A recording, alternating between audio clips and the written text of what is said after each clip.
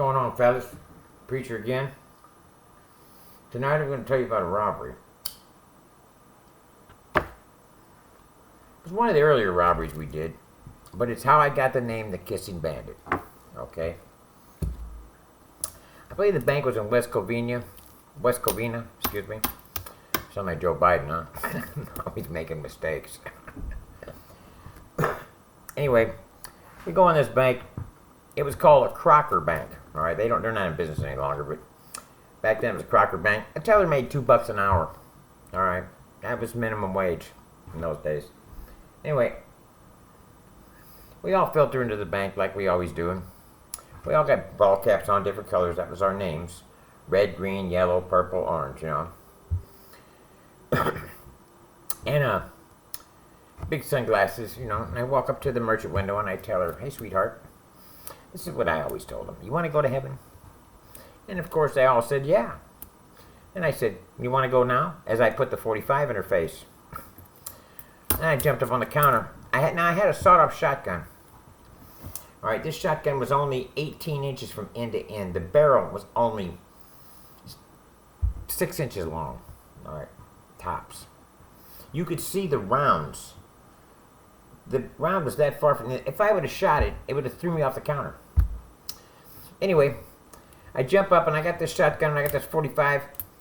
And this gal looks up at this gun and she gets what's called deer in the headlight syndrome. All right. Well, she is powerless to move. Now, two of my bros are getting the money from the vault. Red's got the lobby. Beto's coming down getting the tellers. Now I know when Beto gets to her, she's the merchant window. He's going to grab the keys from her and push her onto the floor and open the drawers. I don't want that to happen. This little young thing is so pretty and cute. I mean, she's not sexy, she's cute. All right? But she's frozen. She is powerless to move. She is horrified that she's going to die. Now I know I'm not going to shoot her, but she don't know that. So I jumped down off the counter and I put my arm around her and I said, sweetheart, I'm just a junkie trying to get a fix. I ain't gonna let nothing die. And that was all she needed to hear. She opens her drawer and she says, there's a bag under my desk with $55,000 in it. There's 2 bags under the manager's desk that the armored truck just delivered. So we got those. We got all the money from the tellers. We got the money from the vault. Upwards of $700,000. The FBI investigated her as a possible part of the robbery, like she was in on it. And then she lost her job. When we heard about that on the news, you know, we thought that was pretty unfair. She was just scared. And she was so grateful to know that she wasn't going to die.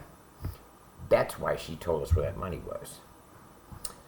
So I said, hey, fellas, let's give this gal some money. She ain't got no fucking job. Now, she makes $80 a week.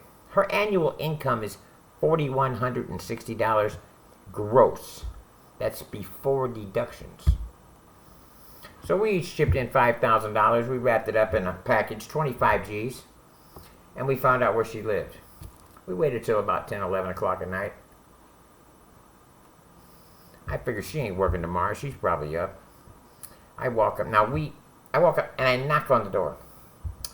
She opens the door and I don't have the ball cap and sunglasses on. And she recognizes me immediately. And she goes, oh, and I go, hey, don't worry. I'm not here to hurt nobody. I said, in this package is $25,000. Now you can take it and you can give it back to them fucks that fired you. Or you can take this 6 years pay with no deductions and you can put it away somewhere and you can send your kids to college. All right, it's your decision. But we thought it was pretty unfair what they did to you. So we're just giving back a little. And I reached over and I kissed her on the cheek. And I turned and I walked away. And she said, thanks, man. And I just raised my hand. And I went and got in the stolen van we were driving. all the fellas were looking out the door. We had a sliding side door, right? And I jumped in it, and she waved bye. And I thought that was pretty cool that we did that. And I'm sure she did too. And I'm pretty sure she never gave them fucks back the money because we never heard shit about it on the news. So, I kind of like that robbery. You know, there was other robberies that we did that Red used to put $100. If there was kids in the bank, when we lay everybody on the floor, Red used to come up and he used to tell the kids, "This isn't real, we're making a movie. You're going to be on TV." He said, "Here's your pay." He would put a $100 bill in their pocket, and he would give them a piece of candy. And then they were calm. That actually went in our favor in court, because somebody mentioned that, and the judge found out about it, and she thought it was kind of cool that we did that. It was our way of trying to make our karma a little bit better. Anyway, folks, that's how I became the Kissing Bandit. And tomorrow's story, I had a good one, I just couldn't remember. I was sitting there smoking weed with my cousin today, and I couldn't remember what I want to tell you about. But I'll figure it out, and I'll tell you tomorrow. So remember, like my videos, subscribe to my channel, and don't forget, November 3rd, listen to my video. It's going to be the hardest video I ever make. It's going to come from right here.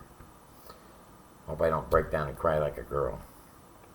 Anyway, folks, take it easy. It's just Preacher saying, see you tomorrow.